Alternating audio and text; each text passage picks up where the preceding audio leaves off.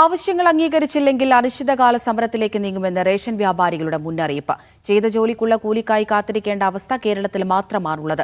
ഭക്ഷ്യവകുപ്പ് ശുപാർശ ചെയ്തിട്ടും ധനവകുപ്പ് കടംപിടുത്തം തുടരുകയാണ് എന്നാണ് റേഷൻ വ്യാപാരികളുടെ കുറ്റപ്പെടുത്തൽ. വേതന കുടിശ്ശിക തീർത്ത് പാക്കേജ് വർദ്ധിപ്പിക്കുക, ഓണത്തിന് പ്രഖ്യാപിച്ച ഓണറേറിയം നൽകുക തുടങ്ങി റേഷൻ വ്യാപാരികൾ മുന്നോട്ട് വയ്ക്കുന്ന ആവശ്യങ്ങൾ നിരവധിയാണ്.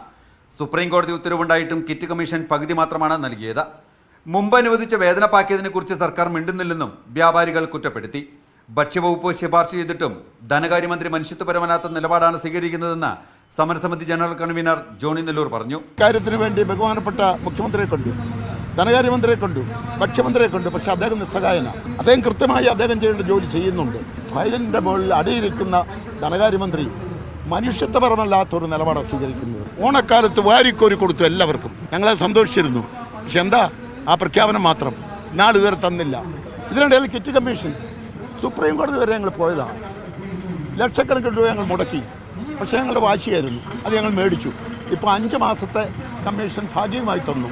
ഇപ്പോൾ 2 മാസത്തെ വേതനം എന്ന് പറഞ്ഞാൽ ഏതാണ്ട് 52 കോടി രൂപ വരും. ആ 52 കോടി രൂപ ഈ സർക്കാരിന് ബഡ്ജറ്റ് അലോക്കേഷൻ ഉള്ളതാണ്. ബഡ്ജറ്റിൽ ഇത് ബാക്കി വെച്ചിരിക്കുന്നതാണ്. ആ തുക ഇങ്ങ് തന്നാൽ മതി.